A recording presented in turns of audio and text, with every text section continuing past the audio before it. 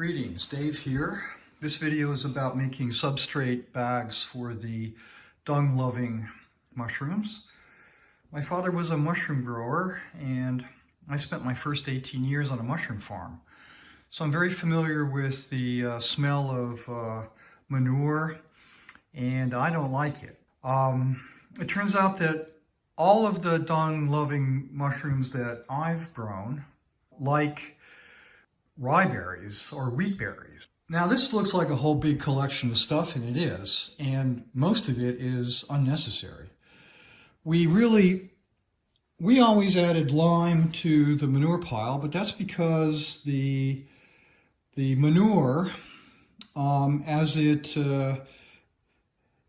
fermented, basically, got very acidic, and the lime is necessary to keep the pH at neutral or even slightly above in the alkaline area. So these are not acidic components. So we're going to get rid of the lime. You don't need it.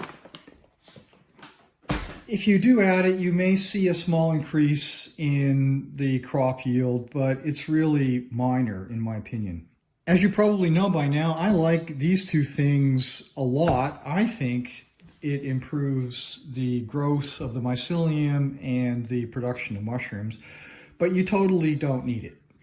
If you don't want to do yeast extract, don't do it. If you don't want to do Coir syrup, don't do it. Gypsum, I think, is very important. It's the ingredient, the remaining ingredient that I would recommend adding.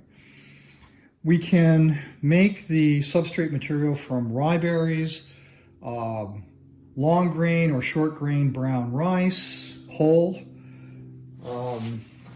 We can make it from wheat berries. That's the nutritive component of the substrate. The Coco Coir and the Vermiculite are necessary to break up the substrate enough so that the mycelium has room to grow within it and so forth. It's very important. The ratios aren't really important. I like half by volume of hydrated rye berries, and I like half by volume of either Coco Coir or Vermiculite or a combination of both. If you use Coco Coir, you have to hydrate it first. And then I like a tablespoon of gypsum per bag. And we're going to do that. First thing is we'll hydrate the rye berries. So I've got 5 cups of the dry berries in there. I'm going to fill it with water and we'll boil it for 20 minutes. So we hydrate the Coco Coir in the same way that we do the alderwood pellets. I just hacked off this hunk with a saw into the bucket, fill the tub up with water, and we'll drain it later. So the Coco Coir expands like crazy, so make sure you leave enough room in the bucket. You don't need much of the dry stuff. It makes a lot of the hydrated stuff.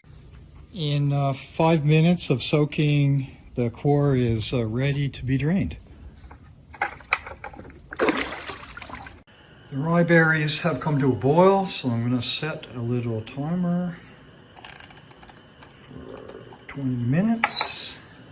The Coco Coir has drained for roughly half an hour, and I'm going to keep it in that tote for other purposes, and it'll stay hydrated if you cover it forever almost.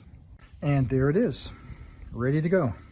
Rye berries have boiled for 20 minutes, and you can see they've expanded about a factor of 3 in volume. I'm going to drain these in the sink and let them drain for a while, let them cool off so I can handle them, and then I'll mix up the substrate. Okay, we got the ingredients all prepped up and hydrated, and we're ready to go. So the first thing is the rye, and for each bag I use 2 liters of rye. Okay, got the big gun out here.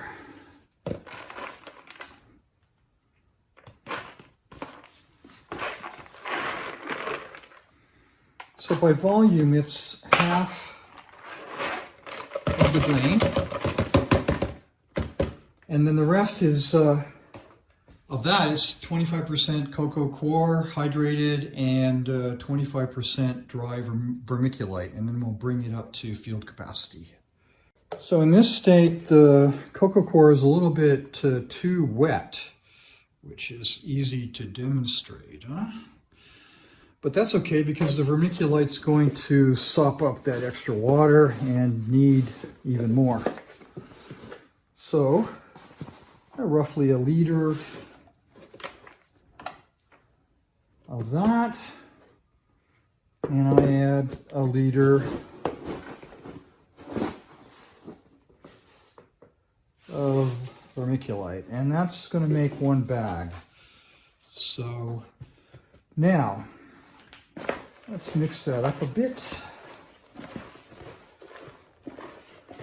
We can check the hydration. If it's too wet, you add more vermiculite. If it's too dry, you add water. And it doesn't really matter so much anyway. Mushrooms do like a lot of water, and you get more mushrooms with more water, up to a point. So that isn't quite to field capacity yet, and we need the vermiculite to hydrate in there.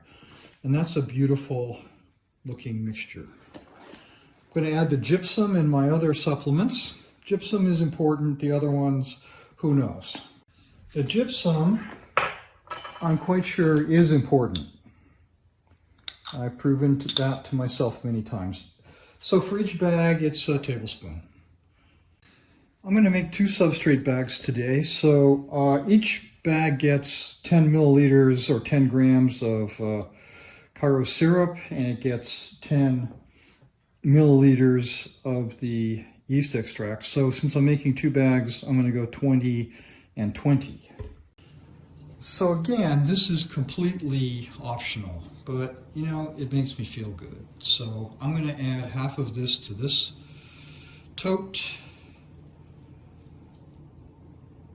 and I'll add half to the next batch.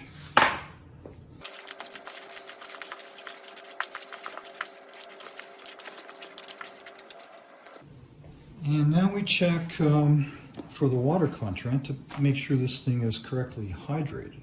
So again, if you squeeze it, this kind of falls apart. And if we squeeze really hard, it's very hard to get any water out of it. So I think it's about, it's probably about a cup short of water. And I'll add that in increments. So I'll start with a half a cup.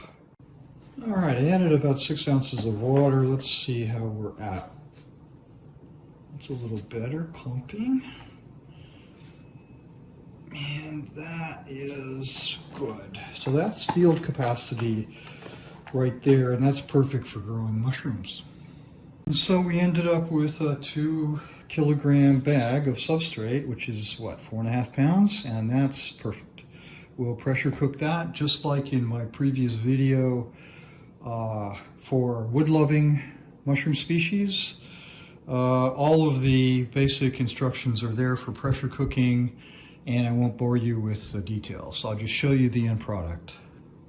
Okay, I've pressure cooked this for 100 minutes at 15 psi, and then I've allowed it to cool completely on its own. And that's important because the heat continues to soak into the center of the substrate, and that guarantees sterilization. Also, if you remove the top before it's depressurized, you can pop the bag inside. And I've done that, I don't know how many times, plenty.